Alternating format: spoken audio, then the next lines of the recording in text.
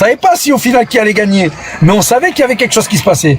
Eh ben, Trump a perdu la bataille, c'est-à-dire que Trump est redevenu un pro-sionard complet, allant même jusqu'à parler de vider Gaza et de proposer la vente de terres, etc. C'est-à-dire que Trump a perdu, c'est-à-dire qu'à l'intérieur, les forces israéliennes, le Mossad et l'AIPAC et tous ces services-là se sont mis actifs et ils ont dû déboulonner tout ce qu'il y avait de soutien à une position hostile à Benjamin Netanyahu. Ben, en France, dites-vous que c'est pareil, c'est-à-dire que c'est là que tout commence.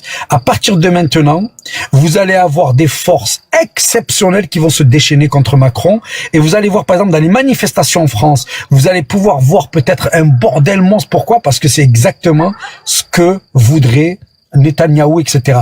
Que là, et même des attentats. C'est-à-dire qu'ils sont même venus dire, il va y avoir des attentats en France. Parce que ils vont lui faire payer. À lui et à tous ceux qui sont dans son courant à lui. Donc, il faut vous dire que là, ce qui a été acté aujourd'hui, c'est une guerre totale qui va être menée contre eux. Et n'enlevez pas ça à Macron. Moi, c'est un peu ça que je dis. N'enlevez pas ça. N'enlevez pas le fait qu'il y a des gens qui étaient leurs suiveurs à fond, mais il n'empêche que, ben là, ils les ont pas suivis. Et ça fait quelques semaines, quelques mois que nous voyons, nous, cette espèce d'hostilité qui commence à arriver. Vas-y, Laurent. Moi, je dirais que, par exemple, la guerre en Ukraine, on le voit maintenant, c'est clair, hein, c'est pour désarmer les Russes, pour qu'ils n'aident pas l'Iran. Les blancs de souche vont comprendre que c'est de la chair à canon pour Israël, qui les manipule, qui a détruit tout leur système social, tout ce qui était beau, culturel, à la télé, etc. Ils l'ont remplacé. Vraiment, on en a tous chié, en fait, de tout ça. Et aujourd'hui, ça dépend de ce qu'on décide. Je crois que c'est mieux de voir nos propres limites et de se dépasser le lendemain. Aujourd'hui, il faut qu'on ait une grosse technicité juridique, etc. Parce que ça aiderait peut-être même... En fait, Abdel, il pourrait dire, moi, je relance toute ma procédure en me basant sur le fait que j'ai été attaqué par les services israéliens en France, et je fais toute la procédure. C'est un gros procès, mais ça, faut le faire, en fait. Et c'est intéressant parce que... si on gagne, c'est la logique en fait. Faut qu'on remette de l'ordre dans tout ça, et pour ça on doit remettre de l'ordre dans nous, en se disant on doit être beaucoup plus fort en fait, en justice, politique, économie, médias, etc. Laurent, je pense que d'un point de vue du droit international, vous prenez les experts de l'ONU, franchement, ils sont exceptionnels. C'est-à-dire que depuis Gaza, ils n'ont pas arrêté de morfler, que ce soit Trump, que ce soit les Israéliens. Mais est-ce qu'ils ont lâché sur Gaza? Depuis le début, ils ont petit à petit, méthodiquement prouvé tout le caractère génocidaire et tout ce que tu veux. Seulement, l'ONU n'a pas d'armée. L'armée de l'ONU, c'était en fait, on actait des positions et puis on avait des pays qui mettaient à disposition des armées pour pouvoir faire le ménage. D'accord? Ben, l'ONU n'a pas. C'est les Américains, en grande partie, qui fournissent la force militaire. Et puis, t'as les autres. Ben ouais, ben, ils étaient tous contre. Mais qu'est-ce qu'a fait l'ONU? L'ONU a continué à parler de tout ça. On peut quand même dire que, franchement, il faut être fier du rôle que l'ONU a tenu dans ce truc-là. La CPI, ce qu'elle a fait, c'est exceptionnel. Ils ont pas lâché l'affaire. Oh, ils ont été menacés de mort, mais ils sont pas menacés comme vous pensez sur les réseaux, de supprimer un compte.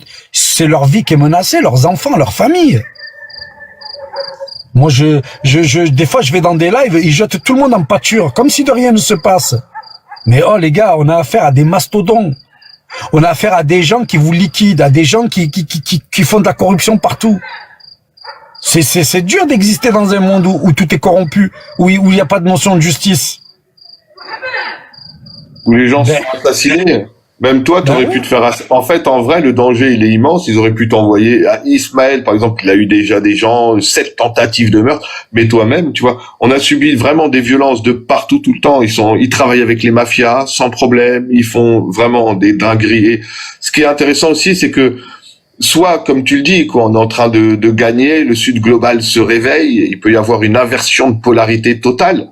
Mais en même temps, l'Amérique, on sait qu'elle lâchera pas comme ça. Elle passera par une dinguerie. Elle, comme, tu vois, le coup de folie absolu. Et je crois qu'aussi, c'est ça qui est intéressant. Comme tu le disais, quoi, on est dans des choses qui sont très graves. Les nuits debout, c'est la plus longue nuit. Le confinement, c'est la science-fiction. Le confinement, c'est tu regardes l'autoroute, il y a plus de voitures. Même dans un film de science-fiction, ils faisaient pas des dingueries comme ça. Les vaccins forcés, les médias, c'est devenu carrément de la propagande totale, comme dans les South Park ou dans les Simpsons. Et soit on dira, tout ça s'arrête. Et ce sera les guerres hybrides, en fait. La troisième guerre mondiale, elle peut jamais s'enclencher parce qu'il y a toujours la guerre virale, la guerre nucléaire derrière, qui fait en sorte que notre débilité multiséculaire, elle doit s'arrêter à un moment donné. Soit on va rentrer dans un truc complètement ouf. On va rentrer dans un truc vraiment accélération. Laurent, j'attire ton attention sur une autre chose qui est arrivée. L'Arabie Saoudite vient de faire un partenariat avec le Pakistan, pour que si jamais l'Arabie Saoudite était touchée, le Pakistan rentrerait en guerre et déploierait sa puissance, et notamment militaire, voire même nucléaire. Pourquoi, à votre avis, l'Arabie Saoudite, qui avait déjà le soutien à l'époque des Américains, pourquoi l'Arabie Saoudite est partie chercher le soutien du Pakistan? C'est qu'il y a des choses qui changent en profondeur. L'Arabie Saoudite ne veut plus demander à l'Amérique de la protéger, elle va demander au Pakistan. Le prophète, il meurt vers 630 et vers 660, c'est le début du chiisme. Après, c'est jusqu'à aujourd'hui, c'est 56 générations de chiisme. Et même aujourd'hui, avec les sunnites, les chiites, les Iraniens, l'Arabie Saoudite, ils sont rentrés dans les BRICS. Ça veut dire que c'est la Oumma économique. Et souvent, tu sais comment marche le monde, hein. Quand il y a l'économie, vient la politique ensuite, etc. C'est pas dans l'autre sens, tu vois. Et je pense que, tu vois, c'est ça aussi qui joue, quoi. C'est cette nouvelle Oumma qui devient économique, mais qui devient aussi militaire, politique. En tout cas, ce qui est sûr, c'est que voilà, ce qui a été fait aujourd'hui, dans le fond, on va pas comme des Hagoun venir et dire c'est bon, la Palestine est sauvée, on sait très bien. Mais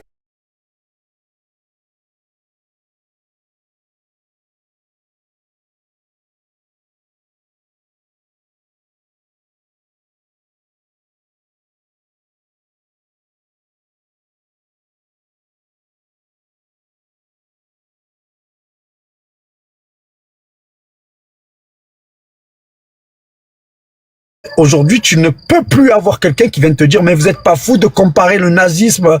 Dire, à une époque, c'était impossible. Tu remontes il y a à peu près 6 mois, 7 mois de ça.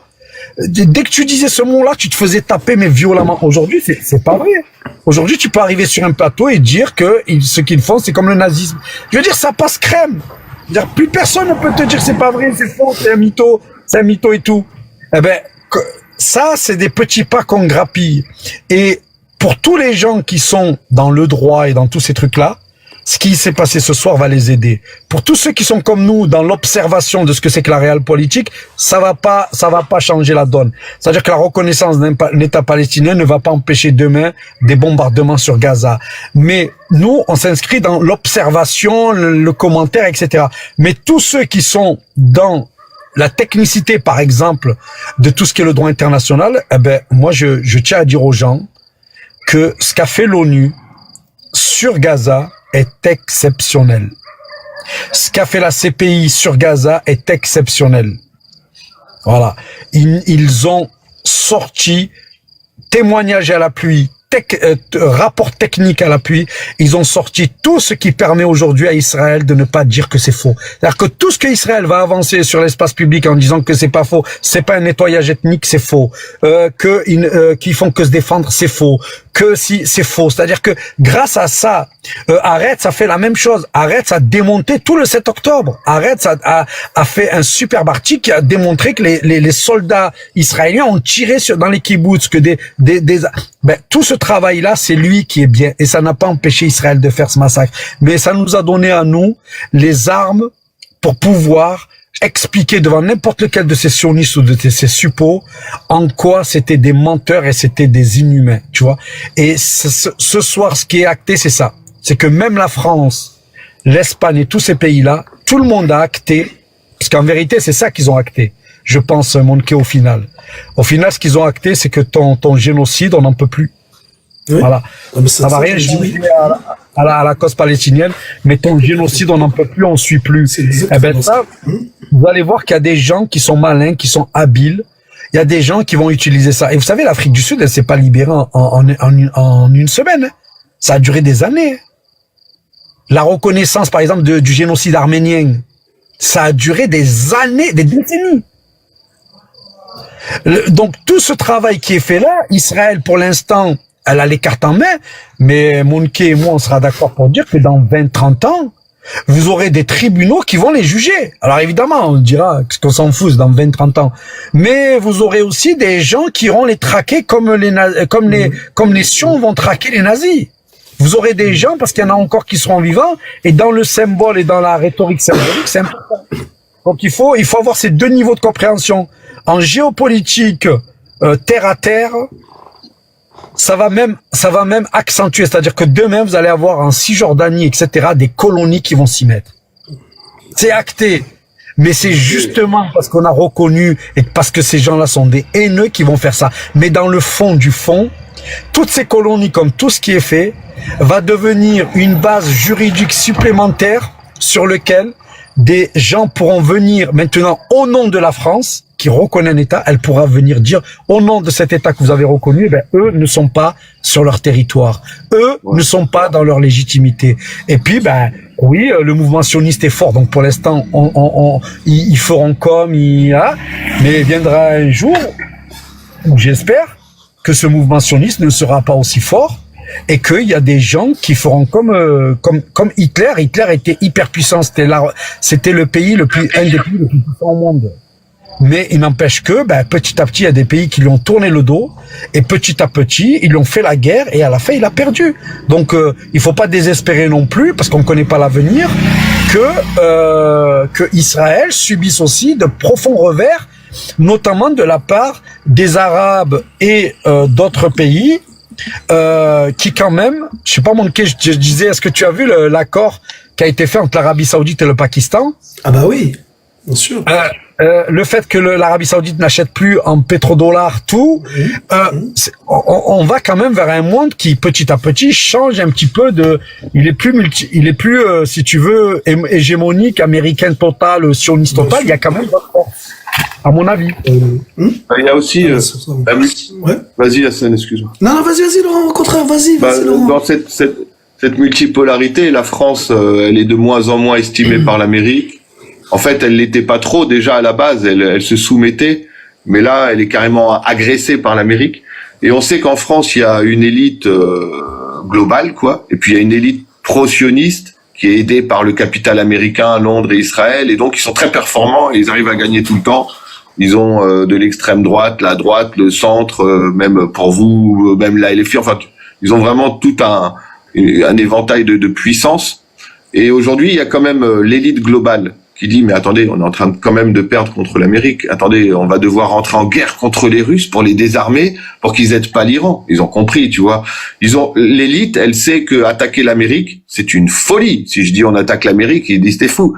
Mais ils savent, l'élite, que la Russie, elle est plus forte nucléairement que l'Amérique. Donc ils savent que c'est encore plus fou, tu vois. Et cette élite, elle commence à dire, mais si on est soumis volontiers à l'Amérique parce que on peut grappiller 2-3 dollars, quand même, les Chinois, ils nous proposent beaucoup. Quand l'Amérique nous vole 5 euros, la Chine nous propose 10 euros, de nous offrir 10 euros, des budgets, etc. Elle voit que la Chine, elle développe l'Afrique, et ils se disent, mais ce fric, on le veut. Et à Paris, c'est quoi? Le PSG, ça appartient à qui? Ça appartient au Qatar. Les autres lobbies qui se liguent contre Israël sont aussi très présents en France. Les avocats, comme l'a dit Abdel, qui sont plutôt genre la France insoumise, Mediapart, Blast, le média, un télo de gauche, tatati. Eux, maintenant, ils ont un outil juridique en disant, avant, la Palestine, c'est une bande de clopins. Maintenant, c'est un État. Et dans la loi, il n'y a pas écrit bande de clopins. Dans la loi, il y a écrit protéger un État, etc. Et maintenant, ils ont un outil phénoménal. C'est comme si Laurent, tu me dis ce que t'en penses avec Monkey. Je pense que de ce que va faire le mouvement sioniste maintenant, c'est qu'ils vont préparer un prochain président qui va justement, en gros, rendre caduque espoir ou cette idée que Macron a fait pousser et qui pourrait, attention, si jamais ils ne font pas attention, c'est-à-dire ils pourraient perdre la main. Moi, je pense par exemple que là maintenant, tout le mouvement sioniste va préparer des élections pour mettre en place des purée de processions à mort pour justement délégitimer ce que Macron a fait. Je sais pas ce que vous en pensez les garçons, mais moi, tu vois, c'est une question de survie. C'est une question de survie, ils vont le faire. C'est une question de survie et de rapacité. Bien sûr, ils vont le faire. Moi, je dirais que, enfin, mais en fait, depuis un moment là, depuis tout à l'heure, j'essaie de me censurer un petit peu parce que je voudrais absolument pas nourrir du désespoir. C'est vraiment pas mon intention. Moi, je veux dire, c'est la dernière chose que je souhaite. Au contraire, hein, voilà. Donc, oui, je juste pas. C'est-à-dire qu'aujourd'hui, c'est trop gentil, Volké. Tu te censures. Je sais parce que tu le, Volké, Wallah, qu'on est tous, on est tous, Wallah, la Palestine nous a déchiré le cœur. Aujourd'hui, c'est comme si on était content on disait juste, attendez demain. Demain, dites tout est bidon, attendez jusqu'à demain, un petit peu ce moment. Abdel, c'est juste connaissant cette armée et connaissant les soldats qui composent cette armée. Et à l'heure où on se parle, où très certainement eux sont connectés aux médias internationaux, sont connectés au discours de Macron, sont connectés aux réactions dans les réseaux sociaux et voient une forme de liesse populaire internationale que bien sûr ils ne voient pas chez les Palestiniens sur le territoire, qui eux sont épuisés, sont fatigués, sont affamés, sont détruits. Mais et puis voient rien qu'aujourd'hui voient ce qu'il leur restait d'espoir de survie de diminuer. Mais effectivement ils voient tout ça et puis moi je les connais ces gens, ils sont pourris.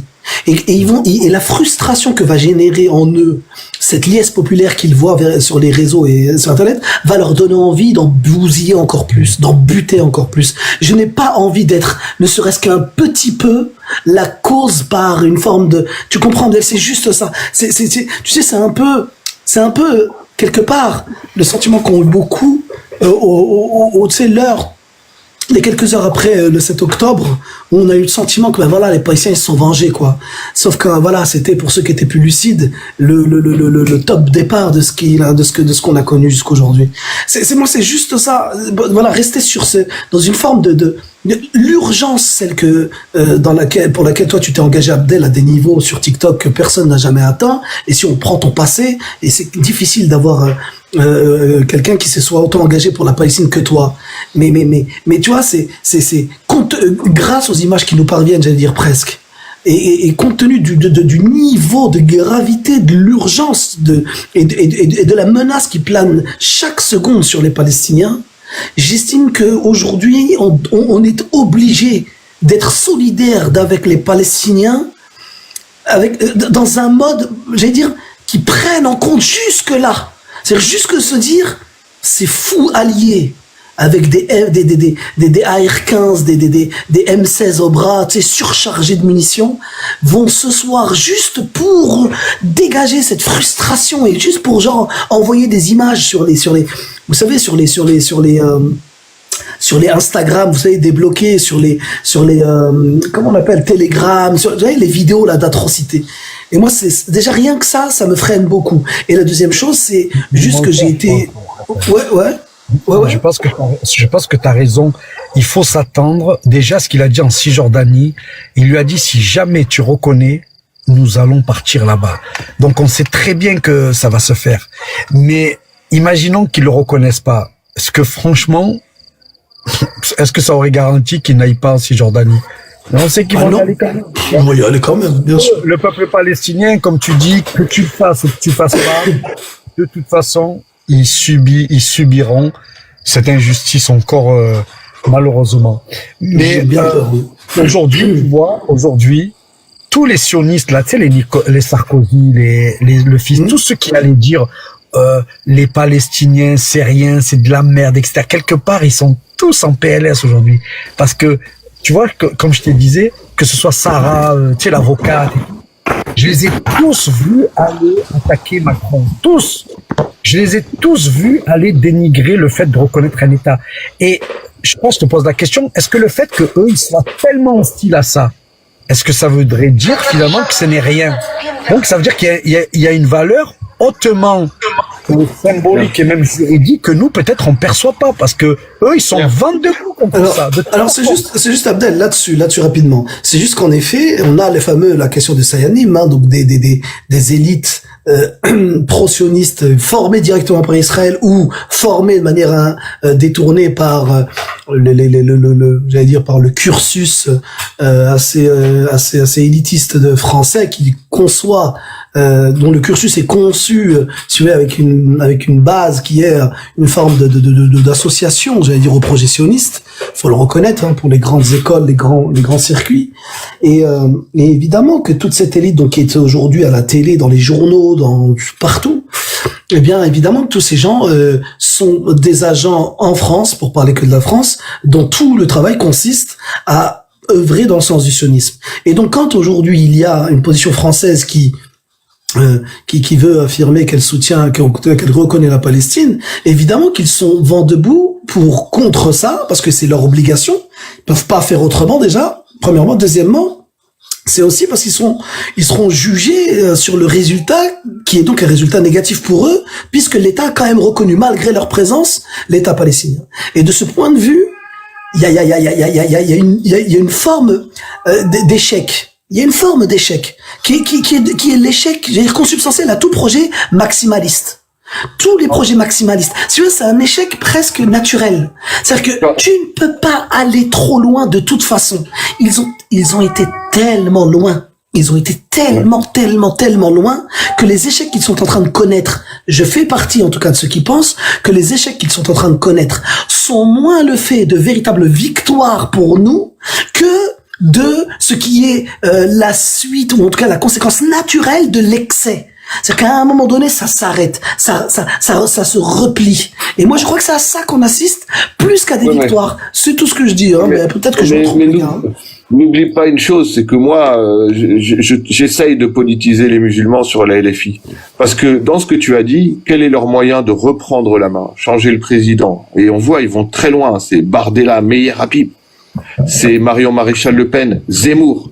Donc ils sont vraiment très actifs sur ce terrain-là. Si moi je dis aux musulmans votez la LFI, ils vont me dire non, le combat politique, on s'en bat l'ex, c'est tout est complot. Mais du coup, demande à un mec d'extrême droite de voter pour Bardella, Meir Habib, même, il va le faire. Ils vont le faire. Et eux, ils vont reprendre la main comme ça. C'est pour ça que c'est très dur pour moi de dire aux musulmans, bien sûr, tout est un peu contrôlé. Bien sûr, avec la 6e République, on doit rentrer dans la France insoumise en disant, mais de toute façon, c'est ce que vous nous dites avec la 6e République. On subit l'islamophobie. On peut être aidé dans les permanences avec vos avocats, faire les lives chez vous. Et là, on est chez eux, à l'intérieur, et on a une grande force médiatique. Quand ils diaboliseront, ils diront, oui, la France insoumise, regardez, il y a des musulmans, ils font des lives là-bas. Nous, on fera des lives là-bas avec des avocats en les attaquant en justice, en disant à l'avocat, mais écoutez, on va pas parler de 100 ans, on est dans la permanence. Est-ce qu'on peut porter plainte contre ce média parce qu'ils ont dit du mal de nous? Ils nous stigmatisent, etc. On aura la technicité. On va pas créer une génération tout d'un coup d'avocats, de trucs, mais elle existe. Elle existe. Il y en a. Et c'est pour ça que moi, je m'en fous à la rigueur de vous dire votez la LFI, je m'en fous. Mais par contre, les autres, eux, ils votent. Et c'est ça le problème. Les autres, ils sont à fond, ils sont manipulés à mort par les sionistes, ils sont prêts à rentrer en guerre contre les Russes, la folie totale, pour que les Russes n'aident pas l'Iran. La chair à canon. Donc, il faut à tout prix qu'on reprenne au moins la main politique, médiatique aussi, je suis d'accord, et il y a des bémols aussi, mais dans ce que tu as dit, il y a une solution. Et elle est compliquée, elle est longue, etc., mais elle existe, et moi, ça me fatigue. C'est pour ça, tu vois ce que je veux dire. Ouais, je dois y aller. Ce que femme veut, Dieu veut. Ce que femme veut, Dieu veut, ma femme est là, je dois filer. Vas-y, ok. Merci. Moi, les phrases ce que femme veut, Dieu veut. Ah, n'importe quoi. Non, c'est des phrases, les musulmans, on a du mal, mais on t'a compris, Laurent, t'inquiète pas. J'arrive, chérie. Parce que nous, c'est l'inverse. C'est plutôt ce que Dieu veut, femme doit vouloir. Voilà, c'est plutôt ça. Pour nous, hein.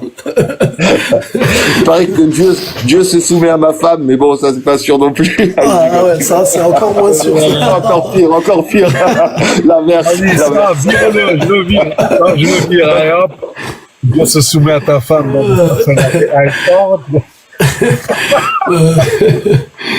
C'est ouf. Ahmed-Ras, vas-y, on t'écoute, Ahmed-Ras, après Venom.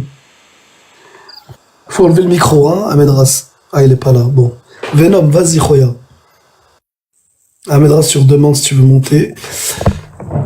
Salam alaikum, mes frères. Comme salam. Inch'Allah, vous allez bien. Abdel, Hassan. Je suis passé tout à l'heure, j'ai parlé un petit peu. Oui, je me souviens, bien sûr. Allah yabarak. Je sais pas si t'as entendu un petit peu ce que j'avais dit. Frérot, moi, mon réseau il s'est coupé au moment où tu as pris la parole, toi, Vernam, donc j'ai pas entendu, là. On t'écoute, de toute façon, Khoya, on est là. Alhamdulillah. Qu'est-ce qui s'est passé justement d'un seul coup toutes les nations, tu vois, parlent d'Israël, tu vois, osent, tu vois, critiquer, parler, dénoncer. C'est peut-être une mission qu'ils ont en fait, tu vois. Moi, je pense que, tu sais que nous, on voit ce qu'on voit sur WhatsApp et tout, mais eux, ils voient des satellites et tout. Moi, je pense que tous ceux qui ont vu ces enfants et ces gens déchiquetés, je pense que ça ne laisse pas insensible tout le monde. Si les Israéliens sont capables d'être sans cœur jusqu'au bout, c'est pas le cas de tout le monde. Et moi, j'ai l'impression que, au-delà de tous les manifs qu'on a fait et tout, j'ai l'impression vraiment qu'il y a un écœurement de beaucoup. Tu prends par exemple l'Espagne, mais l'Espagne c'est admirable. C'est écœuré dès qu'il parle. J'ai l'impression que c'est tous ces gens qui sont morts. Eh ben c'est dans la conscience humaine. Je crois que l'humanité à un moment il a une limite. Je veux dire un jour il y a des enfants qui sont tués, tu cries au scandale. Oh ça fait 2 ans martyrisés comme ça.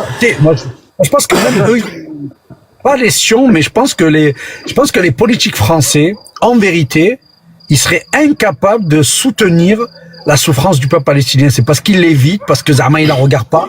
Mais si tu leur mets en pleine gueule, je vois pas comment ils peuvent tenir tout ça, tu vois. Moi, j'ai une autre vision de la chose, en fait, tu vois. Justement, ils sont en train de pousser. Ouais, j'ai carrément une autre vision de la chose. Maintenant, tu sais que Israël elle-même, elle est constituée, tu sais, surtout de la religion talmudique, satanique, ce que tu veux. Eux, ils marchent avec ça.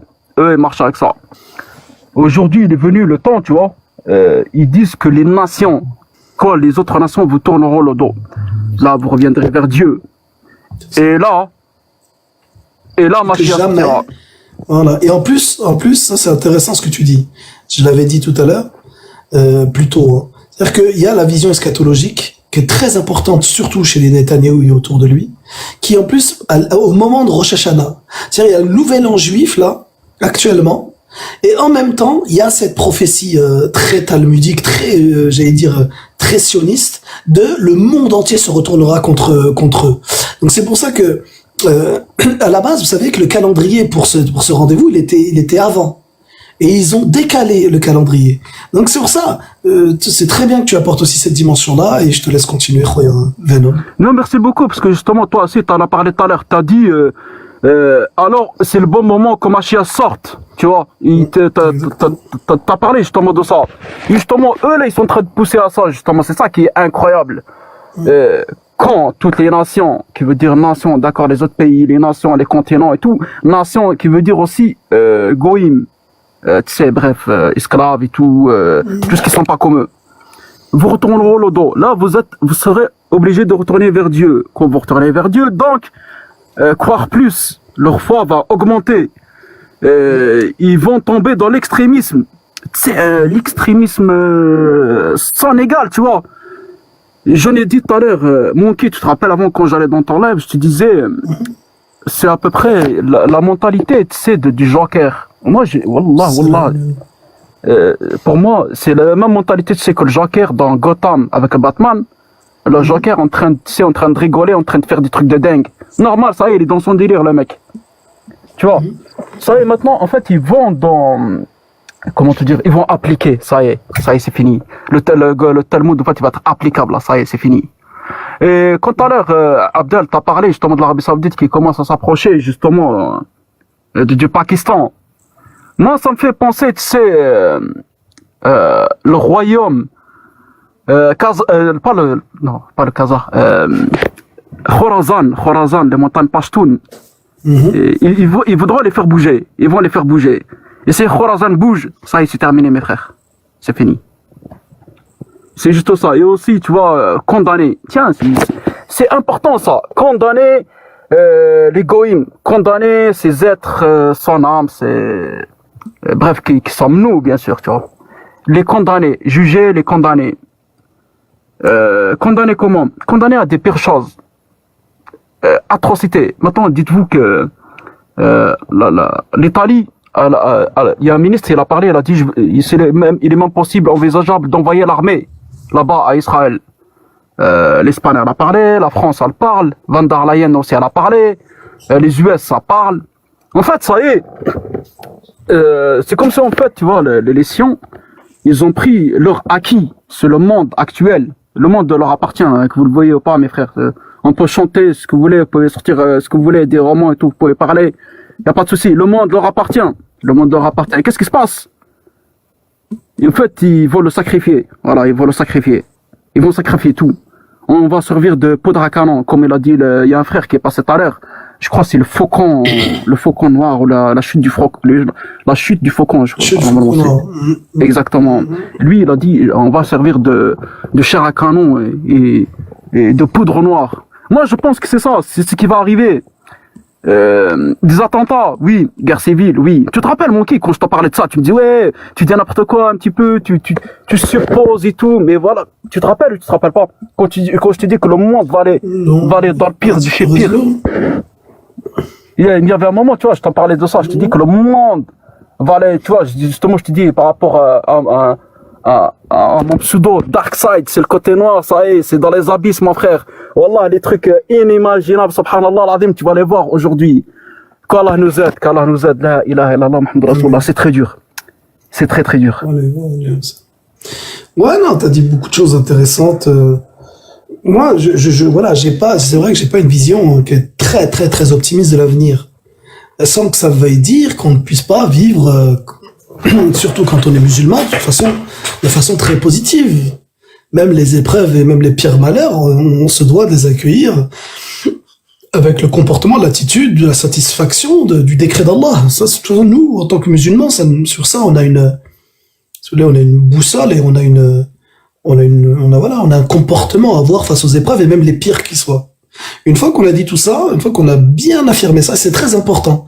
C'est-à-dire que le musulman ne tombe jamais dans le désespoir, ne tombe jamais dans le pessimisme. Ça, c'est l'âme. Ouais, l'âme du musulman quand il est ce qu'il est et qu'il est fier d'être musulman. Maintenant une fois qu'on a dit ça, c'est le caractère, le comportement, l'attitude.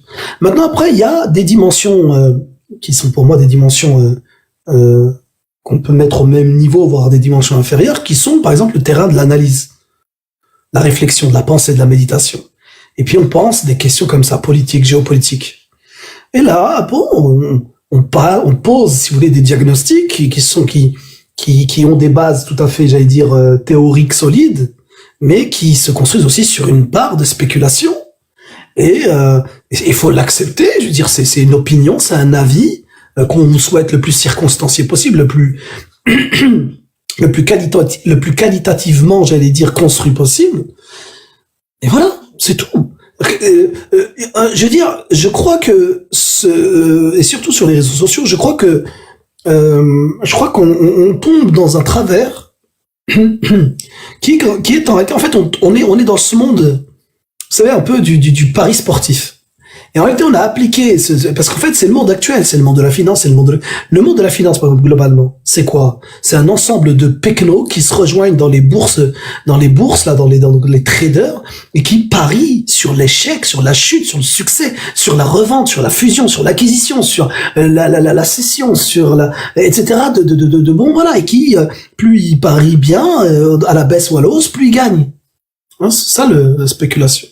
On a pareil sur le terrain, par exemple, des paris sportifs. Les gens aujourd'hui ne font que parier de la victoire de tel ou tel, de la défaite d'un tel ou tel. Bon.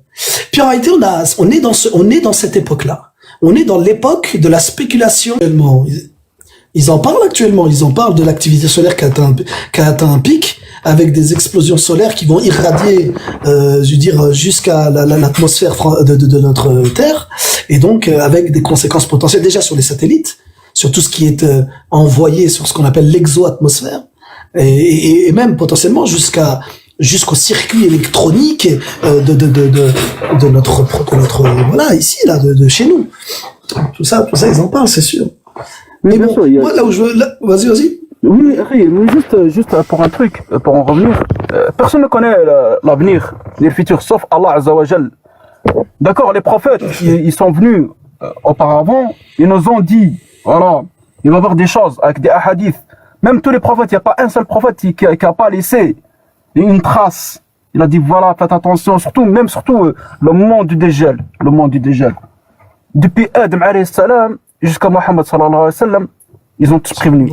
Tous. Même Noé, tout le monde, Abraham, tout le monde en a parlé. Isa ben Maryam alayhi salam, Jésus, le fils de Marie alayhi salam, il en a parlé, tout le monde en a parlé, tout le monde. Et voilà, justement, rien que tu prends des écrits de l'Apocalypse dans la Bible, subhanallah, c'est comme des hadiths, voilà, subhanallah, tu vois, ça... Moi, ce que parmi les qui t'a basculé sur le terrain d'une forme de réflexion, allez, méditation très très très spéculative, quitte à y aller. C'est pas interdit, je veux dire. Mais il ne faudrait pas qu'à partir il ne faudrait pas que les conclusions qu'on tire de ces spéculations, il ne faudrait pas en tout cas donner l'impression que les conclusions qu'on tire à partir des spéculations que nous faisons ont une valeur genre ou en tout cas, il ne faudrait pas faire croire qu'il y aurait une valeur de vérité. La vérité, c'est que c'est que de la spéculation. Que ça peut être très cohérent, ça peut être très, très, très carré, très cohérent, très solide. Ça peut être très sourcé, très, bon, ok, d'accord, mais bon. Si vous voulez, le plus intéressant, c'est pas tant cette capacité à prévoir ou à prédire, ce qui est ridicule. C'est pas tant cela. Ce qui compte, c'est en réalité le présent. C'est pas, ce qui compte, c'est le présent, c'est actuellement. C'est, est-ce que je suis rigoureux avec moi-même? Est-ce que je suis sérieux? Est-ce que je suis en accord avec ce que je dis? Est-ce que les principes, les valeurs auxquelles je crois, est-ce que j'y adhère et est-ce que je suis sincère avec ça? Et donc, mon rapport au savoir, c'est un rapport qui se veut rigoureux. Donc si mon rapport au savoir, il est rigoureux, je dois manifester une certaine rigueur quand je transmets un certain savoir. Tout ça enrobé d'humilité, de modestie, de simplicité, et surtout avec cette ouverture à l'autre, et surtout l'ouverture à la correction, à la contestation. Je crois que ça c'est fondamental. Et en réalité, tu vois, tout ce dont je te parle là sont normalement des préalables à la discussion. C'est-à-dire que, et le problème, c'est que nous ne parlons pas suffisamment. Nous ne sommes pas suffisamment dans une forme d'éducation au préalable à la discussion. Parce qu'aujourd'hui, les gens vont directement sur le champ de la discussion, et souvent des discussions sur des sujets les plus sérieux, sans qu'ils ne se soient assurés des préalables à une discussion. Et il y a et les gens s'amusent, les gens se divertissent. On est juste du divertissement. C'est malheureux, mais on en est là. Non, vas-y. Oui, je t'ai bien compris. Subhanallah, déjà, moi, à la base d'un dialogue, rien quand je dialogue comme ça avec toi, machallah, j'aime beaucoup, tu sais, t'as beaucoup de recul. Tu attends, tu vois, t'as beaucoup, tu sais, beaucoup d'ouverture d'esprit, beaucoup d'espace, tu vois, subhanallah, pour traiter dans le respect, un dialogue intelligent, tu vois. Je sais, avec toi, là, je sais que, subhanallah, on peut parler un petit truc de rien du tout, je sais qu'on peut en écrire, tu vois, des romans, on peut en parler des heures et des heures et des heures, tu vois. Surtout s'il y a la science dedans. C'est incroyable.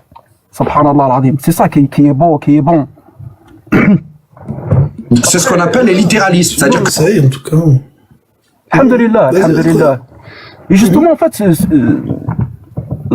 l'être humain, subhanallah al-Azim, awliya Allah as-salihin, comme on dit, le gouverneur de Allah Azza wa Jal, dans la terre, c'est bas. C'est qu'on est là pour attirer vers le haut. Tu vois, on attire vers le haut. Comme on peut, vers le bien, vers la bienfaisance.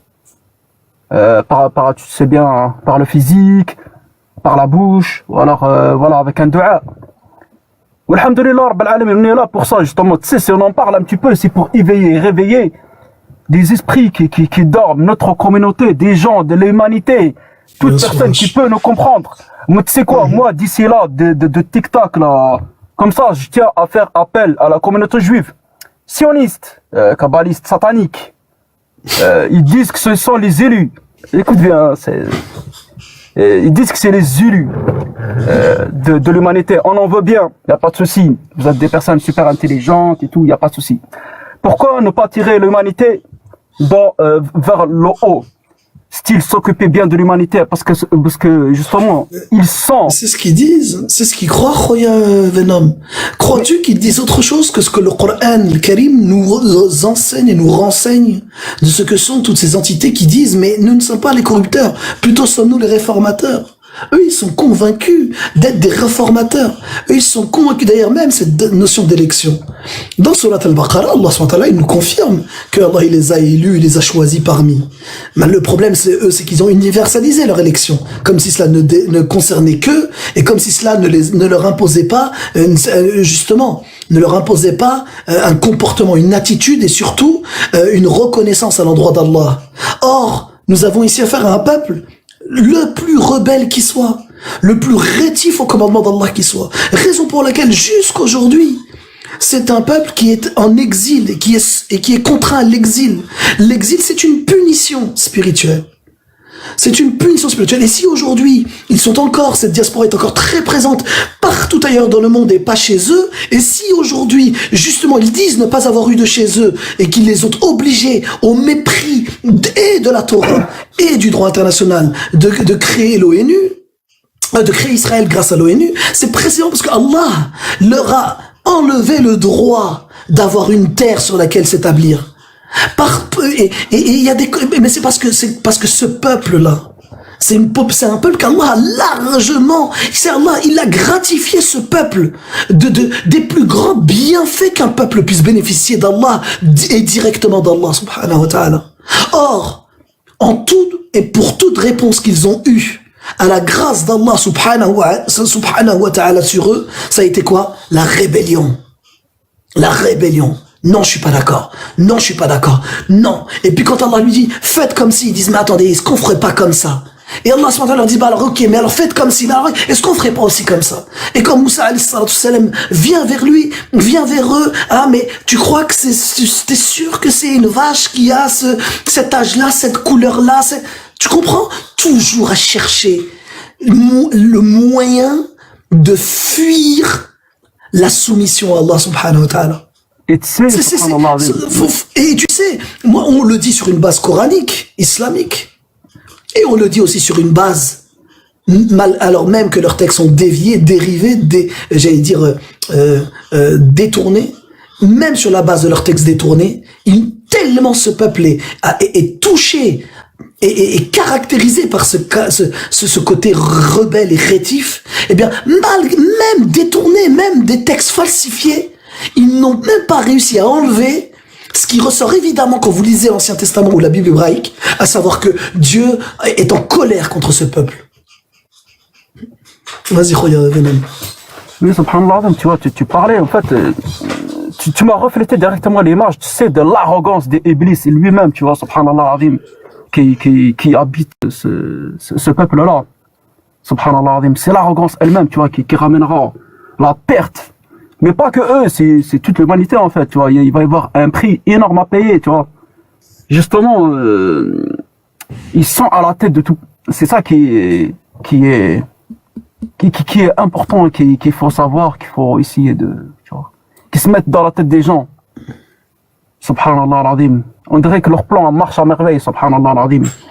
Et là, en fait, ce qui fait peur, en fait, ils vont claquer tout le système. Ils se sont, quelque part, non, mais si tu veux, Khoya, quelque part, ils ont été intelligents. C'est-à-dire que même à partir de l'énoncé coranique lui-même, pour nous autres musulmans, évidemment, pour tous ceux qui ne sont pas musulmans, ça ne peut pas leur parler et on ne peut pas vous en vouloir, évidemment.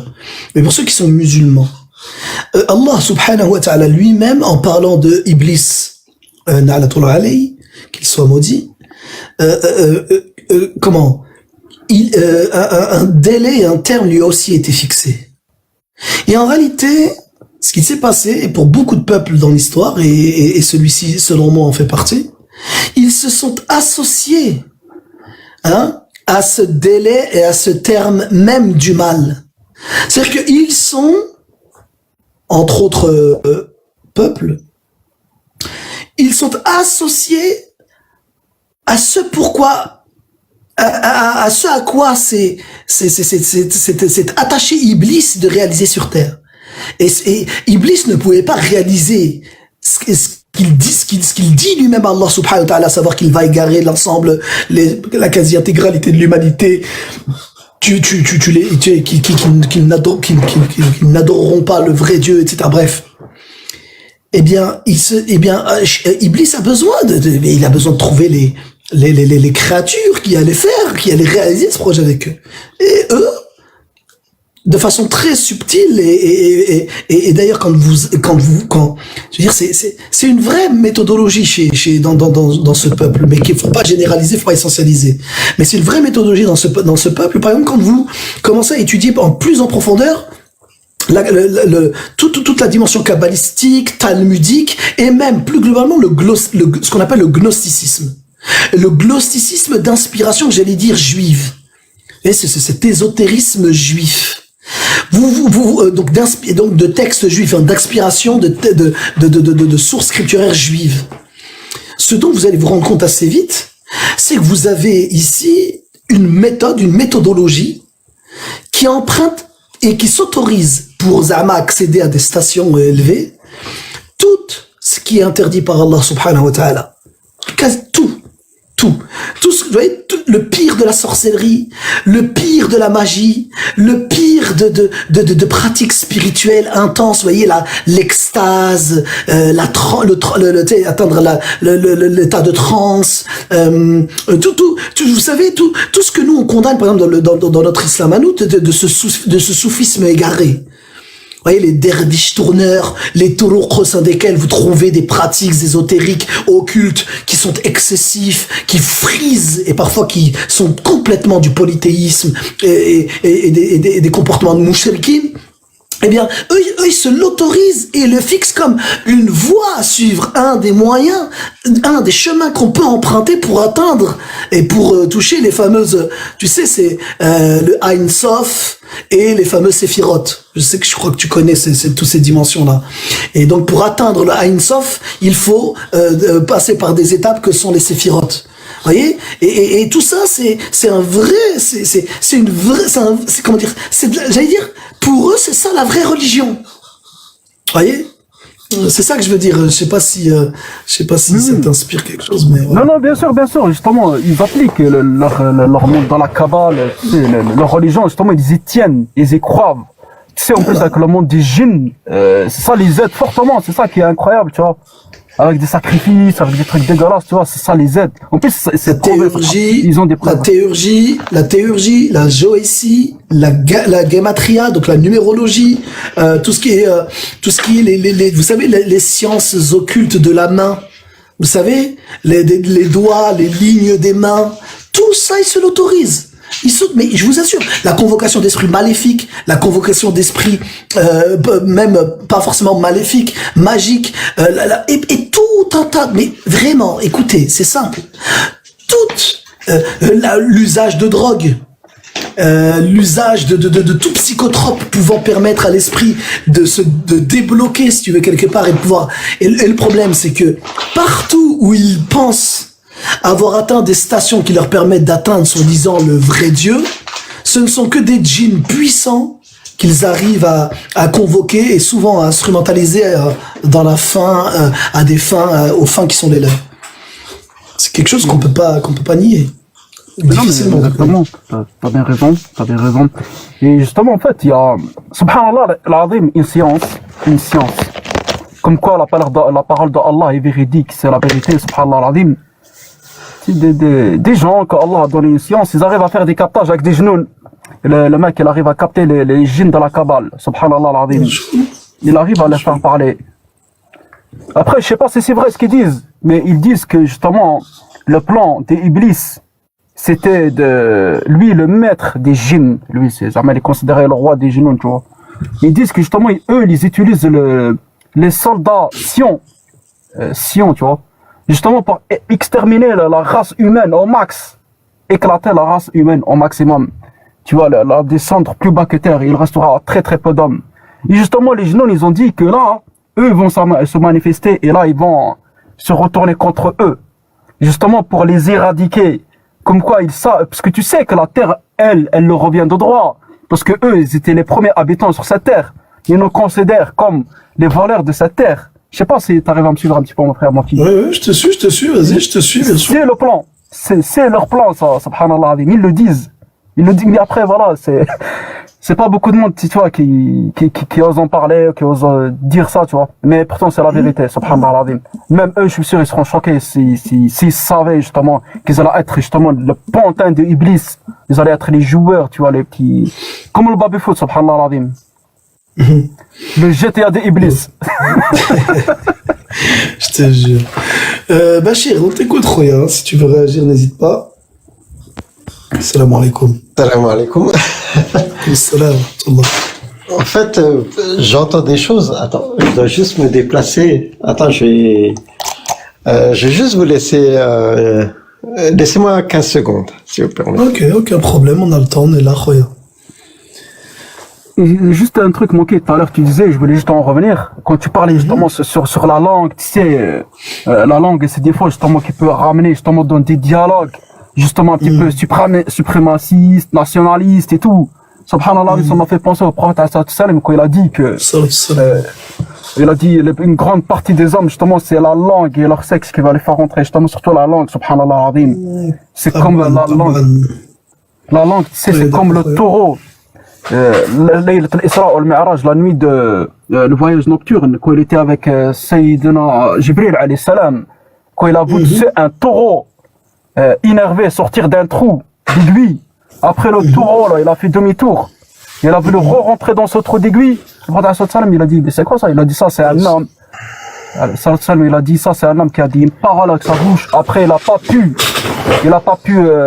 comment tu dis, réparer ce qu'il a dit. Subhanallah, dis-toi, avec ta bouche, c'est comme si tu envoyais un... Voilà, c'est comme ça, avec la bouche, tu sortais un taureau digne de la corrida, il est là, énervé, il est en train de tourner partout, ce qu'il casse tout sur sa bouche. Et vas-y, récupère. Voilà, tu sais, des fois, juste avec une parole, subhanallah, elle peut créer, tu sais, des traumas, mais irréversibles, subhanallah, vas-y, cours, va voir Raqi, va aller là-bas, va voir un psy, prends des psychotropes, prends ça, prends ci. Ouais, subhanallah, nous sommes fragiles, nous sommes faibles. Allah, subhanallah, nous sommes très faibles. Très faibles. Faut faire très attention. Barakallahu fik, Roya. Bachir, on t'écoute, Roya. Alors, je suis assez dubitatif. Il y a plein de choses enfin, on parle de la situation générale et là, il y a un petit peu de théologie qui vient un petit peu s'y mêler. Et ça prend plein de chemins et je sais pas, bon, peut-être sur la situation d'Israël. Par ce que vous voulez, voilà. Commencez par ce que vous voulez, il n'y a aucun problème. Non, mais je veux dire, on assiste à ce qu'on appelle un dévoilement, ce qu'ils appellent dans le Nouveau Testament l'Apocalypse. Enfin, moi, je crois pas vraiment à tout ça. On peut en discuter, c'est pas un problème. Et donc là, je sais pas, je veux dire, le dévoilement, c'est quoi? J'ai l'impression que Trump, il a un double rôle, parce que j'ai l'impression, tu sais, il y a une certaine frange des États-Unis qui n'aime pas Israël, et qui se donne le rôle de les aimer, de les soutenir jusqu'au bout, et peut-être de les soutenir parce que au fond ils les détestent. Et je veux dire, ils veulent vraiment révéler au monde entier. Enfin, il y a une certaine frange évangéliste qui veut révéler la vraie nature de ces sionistes au monde entier. Et le fait de les soutenir jusqu'au bout, on voit jusqu'où ils sont capables d'aller. Et je veux dire, peut-être il faut pas s'y méprendre. Et parfois les gens, ils savent pas que, je veux dire, il y a certains évangélistes qui veulent créer un Israël pour vraiment les détruire. Et alors, donc, c'est très intéressant parce que ce que tu mets en avant là, c'est un fameux antisémitisme sioniste ou un sionisme antisémite ou en réalité un antisionisme, un sionisme dont le but est en réalité la haine du juif. Ça, c'est tout à fait vrai. Dans la littérature américaine, en réalité, ça date de très loin. Et en réalité, les évangélistes protestants sont pour un État sioniste, premièrement, pour éloigner le plus loin d'eux les Juifs, déjà, donc s'ils ont leur État, ils sont pas à côté de chez nous, et on fait tout pour les envoyer chez eux, et surtout, parce que Israël devient Israël, cela participe du projet eschatologique qui est le leur, en tout cas du déroulement eschatologique qui est le leur, à savoir que quand Israël sera Israël, selon le texte, Jésus reviendra, mais pas du tout pour dire du bien des Juifs, mais pour dire du bien de les évangélistes, et pour, justement, battre et soumettre les Juifs. Donc ça, c'est vrai. Je te rejoins là-dessus, Bachir, moi, perso. Donc c'était la première des choses. Après, il y a, je regarde en bas, il faut pas prendre la théologie à la légère. Justement, il faut pas la prendre à la légère, il faut pas partir dans ce que j'appellerais des affabulations ou peut-être des conjectures, parce qu'Allah n'aime pas les conjectures dans le Coran. Et donc, voilà, moi j'éviterai, tu vois, dans la sourate 3, verset 7, Allah subhanahu wa ta'ala, il dit, je me rappelle même plus parce que je suis un peu fatigué, mais je veux dire, verset 3, sourate 3, verset 7 donc, attends, laisse-moi réfléchir. Ouais, sourate 3, verset 7. Il y a des sourates qui prêtent à équivoque et des sourates qui sont sans équivoque. Ah oui, oui. Et donc voilà, il faut vraiment être précautionneux quand on parle d'islam. Et je veux dire, il y a qu'Allah qui connaît vraiment tout les gens qui prêtent à division, je crois, de mémoire, hein, je veux dire, c'est ceux qui vont se disputer sur les versets du Coran qui prêtent à équivoque. Je vais lire dans le sens du verset. Voilà, donc Sourate 3, verset 7, dans le sens du verset, c'est lui qui t'a révélé le livre contenant des versets à la fois clairs et précis, qui en constituent la base même, ainsi que d'autres versets susceptibles d'être différemment interprétés, et c'est à ces derniers versets que les sceptiques, avides de discorde, prêtent des interprétations tendancieuses, alors que nul autre qu'Allah n'en connaît la signification exacte. Quant aux vrais initiés, ils se contentent de dire « Nous croyons en ce livre, car tout ce qu'il renferme vient de notre Seigneur. Ainsi, seuls sont enclins à méditer ceux qui sont doués d'intelligence. » Magnifique. Alors, ce que je te demanderais, c'est de le dire plus lentement, de façon à ce que les gens ils assimilent correctement. Parce que tu lis un peu vite. Pardon. Et c'est pas toujours assimilable pour tout le monde. Alors, c'est lui qui t'a révélé le livre contenant des versets à la fois clairs et précis, qui en constituent la base même, ainsi que d'autres versets susceptibles d'être différemment interprétés. Et c'est à ces derniers versets que les sceptiques, avides de discorde, prêtent des interprétations tendancieuses, alors que nul autre que Allah n'en connaît la signification exacte. Quant aux vrais initiés, ils se contentent de dire « Nous croyons en ce livre, car tout ce qu'il renferme vient de notre Seigneur. » Ainsi, seuls sont enclins à méditer ceux qui sont doués d'intelligence. Voilà. Donc pourquoi? Parce que c'est exactement ce que tu as résumé. Et ce que je veux dire par là, c'est que, tu vois, on parle, Allah subhanahu wa ta'ala, il parle du câble d'Allah, que les musulmans doivent s'accrocher au câble d'Allah et qu'ils doivent être unis. Et je veux dire qu'ils doivent éviter toute discorde. Et donc, en fait, je veux dire, c'est un petit peu... je veux dire, on est dans un monde de division, on est divisé entre plusieurs courants, entre plusieurs façons de penser. Et je veux dire, Allah subhanahu wa ta'ala, après on peut revenir à Iblis, hein. Il y a un petit peu, pourquoi il s'en est pris à Adam, pas Adam lui-même, mais je veux dire, ce que représente Adam, je veux dire, c'est quelqu'un qui a le libre arbitre. Et je veux dire, dans un monde harmonieux, la création de l'être humain qui a le libre arbitre, justement, les anges, ils lui ont dit, est-ce que tu vas établir un vicaire sur terre qui va amener le sang? Je sais plus exactement, mais en quelques mots, c'est ça. Et je veux dire, c'est ça le danger de Adam, de l'être humain, c'est son libre arbitre, et de se mettre en défaut du système harmonieux d'Allah, parce que tout est soumis à Allah subhanahu wa ta'ala. Et je veux dire, et le propre de Adam et de l'être humain, c'est de se soumettre volontairement. Et c'est quelque chose qui est très, peut-être dont on maîtrise pas tous les tenants et les aboutissants, mais je veux dire, c'est vraiment ce qui peut apporter soit l'harmonie ultime, ou ce qui peut mettre comment je vais dire, une petite, le petit grain de sable dans les rouages de l'harmonie universelle d'Allah subhanahu wa ta'ala. Donc voilà, c'est pour ça que j'ai envie de relativiser un petit peu toute l'eschatologie, tout quand on parle de théologie, et vraiment, je veux dire, l'harmonie, c'est quoi? C'est de fonder des familles, c'est de vivre en harmonie avec son prochain, et je veux dire, de vivre en paix. Salam alaikum, c'est les bases, c'est la paix. Je veux dire, c'est ce qui permet vraiment le développement de l'humanité de l'humanité, de la société et de l'humanité en même temps. Donc ouais, c'est en ça que parfois j'ai l'impression que les gens ils se divisent. Je veux dire, ouais, le derviche tourneur, d'accord. Mais est-ce qu'il fait du mal à quelqu'un? Je veux dire, peut-être que dans l'absolu, il veut du bien à son prochain. Et est-ce que c'est vraiment celui qui nuit le plus vraiment à son prochain? Voilà. Alors, moi, je vais te répondre rapidement là-dessus, Bachir. J'ai une inclination naturelle. Ouais.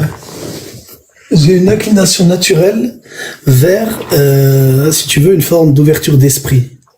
Ça, c'est l'inclination naturelle. L'inclination, libérée de tout dogme. Ouais, tu parlais de volonté, tu parlais de libre arbitre. J'ai un libre arbitre, un libre arbitre qui pourrait et qui peut, qui l'a déjà fait, me permettre à un moment donné comme ça, d'essayer d'échapper, en tout cas de fuir ou de décider, de ne pas me soumettre. Je peux. Or, pour ce qui me concerne, le propre du libre arbitre. Voilà. Pour ce qui me concerne en tout cas, c'est que mon libre arbitre, je décide pour le contenir, de le conditionner à un dogme.